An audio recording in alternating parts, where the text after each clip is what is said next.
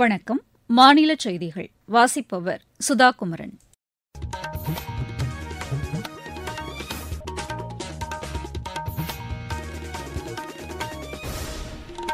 தலைப்புச் செய்திகள். பாகிஸ்தானின் எந்தவொரு இடத்திலும் தீவிரவாதிகள் அமைதியாக தங்கியிருக்க முடியாது என்று பிரதமர் திரு நரேந்திர மோடி உறுதிபட கூறியுள்ளார். பாதுகாப்பு துறைக்கான பட்ஜெட் ஒதுக்கீடு ஆண்டுதோறும் அதிகரிக்கப்பட்டு வருவதாக பாதுகாப்பு அமைச்சகம் தெரிவித்துள்ளது. பொள்ளாச்சி பாலியல் வன்கொடுமை வழக்கில் குற்றம் சாட்டப்பட்ட 9 பேருக்கும் கோவை மகளிர் நீதிமன்றம் ஆயுள் தண்டனை விதித்து தீர்ப்பளித்துள்ளது. தெற்கு வங்கக்கடல் பகுதிகள் மற்றும் அந்தமான் நிக்கோபார் தீவுகளில் தென்மேற்கு பருவமழை தொடங்கியுள்ளதாக இந்திய வானிலை ஆய்வு மையம் தெரிவித்துள்ளது. கேலோ இந்தியா இளையோர் விளையாட்டுப் போட்டியின் மகளிர் பேட்மிண்டன் பிரிவில் தமிழகத்தின் ஆதிரா ராஜ்குமார் வெண்கலப் பதக்கம் வென்றார். இனி விரிவான செய்திகள். பாகிஸ்தானின் எந்தவொரு இடத்திலும் தீவிரவாதிகள் அமைதியாக தங்கியிருக்க முடியாது என்று பிரதமர் திரு நரேந்திர மோடி உறுதிபட கூறியுள்ளார்.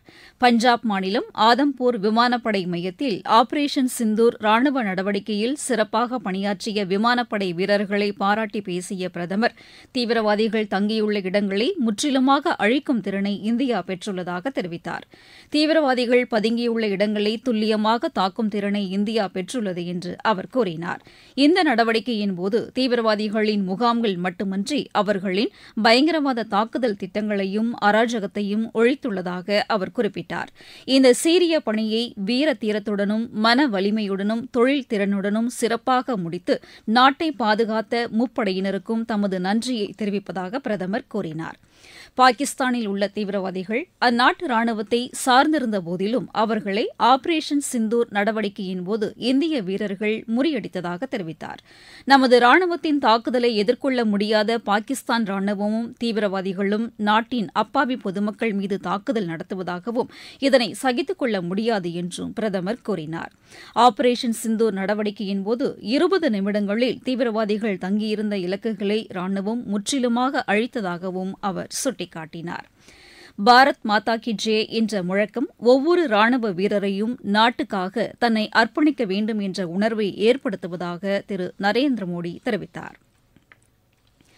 ஒவ்வொரு ஆண்டும் பாதுகாப்பு துறைக்கான பட்ஜெட் ஒதுக்கீட்டை மத்திய அரசு அதிகரித்து வருவதாக பாதுகாப்பு அமைச்சகம் தெரிவித்துள்ளது.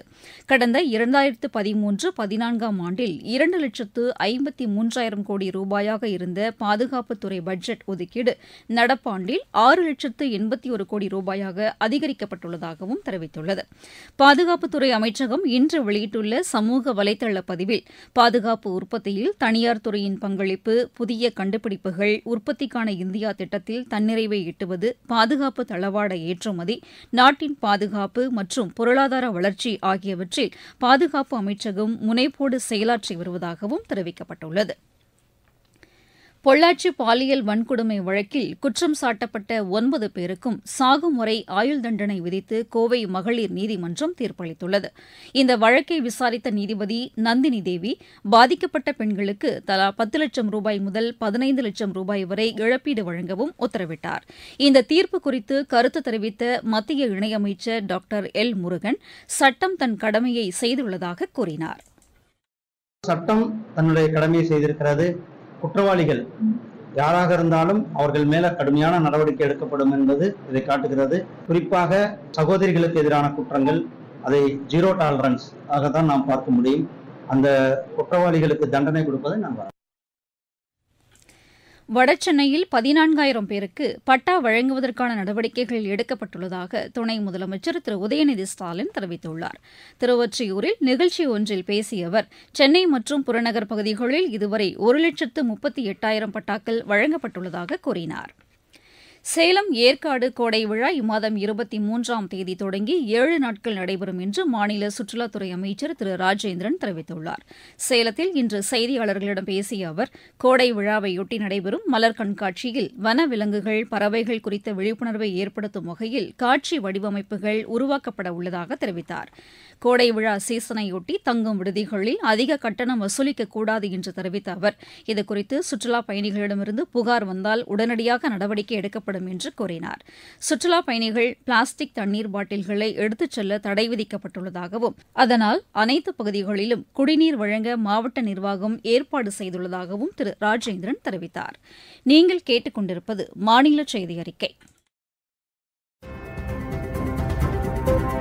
ஆபரேஷன் சிந்தூர் பஹல்காம் தாக்குதல் சம்பவத்தில் நீதி நிலைநாட்டப்பட்டுள்ளது.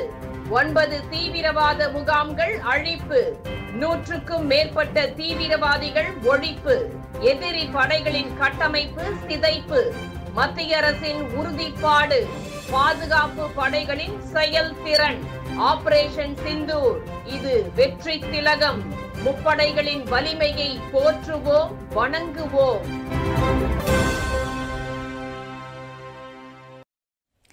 கோடை சீசனையொட்டி உதகைக்கு வரும் சுற்றுலாப் பயணிகளின் எண்ணிக்கை அதிகரித்து வருவதாக எமது செய்தியாளர் தெரிவிக்கிறார். கோடை விழாவின் ஒரு பகுதியாக படகு போட்டி இன்று தொடங்கியதாகவும் அவர் தெரிவித்தார்.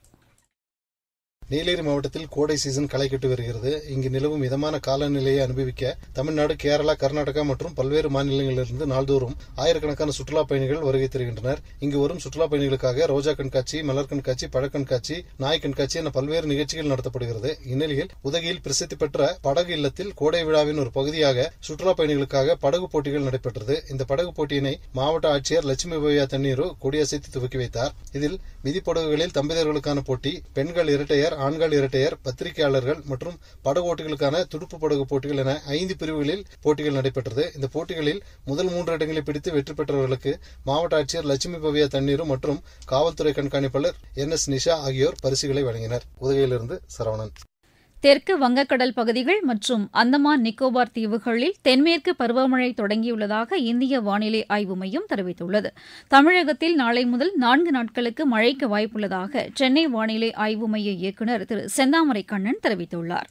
இந்த ஆண்டிற்கான தென்மேற்கு பருவமழை இன்று தெற்கு அந்தமான் மற்றும் அதனை ஒட்டிய நிகோபார் தீவுகளில் துவங்கியுள்ளது. தமிழகம், புதுவை மற்றும் காரைக்கால் பகுதிகளில் அடுத்த 24 மணி நேரத்தில் ஓரிரு இடங்களிலும், நாளை முதல் 17ஆம் தேதி வரை ஒரு சில இடங்களிலும் இடி மின்னலுடன் கூடிய லேசானது முதல் மிதமான வரை மழைக்கு வாய்ப்புள்ளது. கனமழையை பொறுத்தவரை அடுத்த 24 மணி நேரத்தில் நீலகிரி முதல் திண்டுக்கல் வரையிலான மேற்கு தொடர்ச்சி மலையின் மலைப்பகுதிகளில் ஓரிரு இடங்களிலும், நாளை நீலகிரி மற்றும் கோவை மாவட்ட மலைப்பகுதிகளில் ஓரிரு இடங்களிலும் கனமழைக்கு வாய்ப்புள்ளது. அதிகபட்ச வெப்பநிலை அடுத்து வரும் 3 நாட்களுக்கு பொதுவாக இயல்பை ஒட்டியும், ஒரு சில இடங்களில் இயல்பை விட 2 முதல் 3 டிகிரி செல்சியஸ் அளவுக்கு அதிகமாகவும் இருக்கக்கூடும். மாவட்டச் செய்திகள். சென்னை அயனாவரம் ESI மருத்துவமனையில் மாநில தொழிலாளர் நலத்துறை அமைச்சர் திரு CV கணேசன் இன்று ஆய்வு மேற்கொண்டார். சென்னை ஓமந்தூரார் அரசு மருத்துவமனையில் மாத்திரைகள் வழங்குவதற்காக நாளை முதல் கூடுதலாக 2 கவுண்டர்கள் தொடங்கப்படும் என்று மக்கள் நல்வாழ்வுத்துறை அமைச்சர் திரு மா சுப்பிரமணியன் தெரிவித்துள்ளார். ராணிப்பேட்டை மாவட்டம் திமிரி ஒன்றியத்தில் 21 கோடியே 50 லட்சம் ரூபாய் செலவில் புதிதாக கட்டப்பட்டு வரும் 2 தடுப்பணைகளை மாநில அமைச்சர் திரு R காந்தி நேரில் பார்வையிட்டு ஆய்வு செய்தார். புதுக்கோட்டை மாவட்டத்தைச் சேர்ந்த தகுதியுள்ள மாணவர்களுக்கு தமிழக அரசின் தமிழ் புதல்வன் மற்றும் புதுமைப்பெண் திட்ட ஊக்கத்தொகை கிடைப்பதை உறுதி செய்யுமாறு அதிகாரிகளுக்கு ஆட்சியர் திருமதி அருணா அறிவுறுத்தியுள்ளார். இந்திய தர நிர்ணய அமைவனத்தின் மேம்பட்ட வள பணியாளர்களுக்கான 2 நாள் பயிற்சி முகாம் சென்னை பெருங்குடியில் நடைபெற்றது. தமிழகத்தில் முதன்முறையாக நெல்லை மாவட்ட பள்ளிக்கல்வித்துறையின் சார்பில் அரசு மற்றும் அரசு உதவி பெறும் பள்ளிகளைச் சேர்ந்த மாணவ மாணவிகளுக்கான இலவச ட்ரோன் பயிற்சி முகாம் இன்று நடைபெற்றது. TNPSC குரூப் 4 தேர்வு எழுத விரும்பும் சென்னை மாவட்டத்தைச் சேர்ந்த மாற்றுத்திறனாளிகள் இலவச பயிற்சி வகுப்புகளில் சேர்ந்து பயனடையுமாறு ஆட்சியர் திருமதி ராஷ்மி சித்தார்த் ஜகடே கேட்டுக் கொண்டுள்ளார். உதகை மலர் கண்காட்சியை முன்னிட்டு நீலகிரி மாவட்டத்திற்கு நாளை மறுநாள் உள்ளூர் விடுமுறை அளிக்கப்படுவதாக மாவட்ட நிர்வாகம் அறிவித்துள்ளது. விளையாட்டுச் செய்திகள். கேலோ இந்தியா இளையோர் விளையாட்டுப் போட்டியின் மகளிர் பேட்மிண்டன் பிரிவில் தமிழகத்தின் ஆதிரா ராஜ்குமார் வெண்கலப் பதக்கம் வென்றார். பீகாரின் பகல்பூரில் இன்று நடைபெற்ற இப்போட்டியில் சத்தீஸ்கரைச் சேர்ந்த தானு சந்திரா தங்கப்பதக்கத்தையும், தில்லியைச் சேர்ந்த ரிஷிகா வெள்ளிப்பதக்கத்தையும் வென்றனர். இதுவரை மகாராஷ்டிரா 36 தங்கம் உட்பட 89 பதக்கங்களுடன் முதலிடத்தையும், ராஜஸ்தான் 2ஆம் இடத்தையும், கர்நாடகா 3வது இடத்தையும், 43 பதக்கங்களுடன் தமிழகம் 4வது இடத்தையும் பிடித்துள்ளது. 19 வயதுக்குட்பட்டோருக்கான தெற்காசிய கால்பந்து போட்டியில் இந்தியா இன்று நேபாளத்தை எதிர்கொள்கிறது. இப்போட்டி இட்டா நகரில் இரவு மணி 7:30க்கு தொடங்குகிறது. மீண்டும் தலைப்புச் செய்திகள். பாகிஸ்தானின் எந்தவொரு இடத்திலும் தீவிரவாதிகள் அமைதியாக தங்கியிருக்க முடியாது என்று பிரதமர் திரு நரேந்திர மோடி உறுதிபட கூறியுள்ளார். பாதுகாப்புத் துறைக்கான பட்ஜெட் ஒதுக்கீடு ஆண்டுதோறும் அதிகரிக்கப்பட்டு வருவதாக பாதுகாப்பு அமைச்சகம் தெரிவித்துள்ளது. பொள்ளாச்சி பாலியல் வன்கொடுமை வழக்கில் குற்றம் சாட்டப்பட்ட 9 பேருக்கும் கோவை மகளிர் நீதிமன்றம் ஆயுள் தண்டனை விதித்து தீர்ப்பளித்துள்ளது. தெற்கு வங்கக்கடல் பகுதிகள் மற்றும் அந்தமான் நிக்கோபார் தீவுகளில் தென்மேற்கு பருவமழை தொடங்கியுள்ளதாக இந்திய வானிலை ஆய்வு மையம் தெரிவித்துள்ளது. கேலோ இந்தியா இளையோர் விளையாட்டுப் போட்டியின் மகளிர் பேட்மிண்டன் பிரிவில் தமிழகத்தின் ஆதிரா ராஜ்குமார் வெண்கலப் பதக்கம் வென்றார். இத்துடன் இந்த செய்தியறிக்கை நிறைவடைந்தது.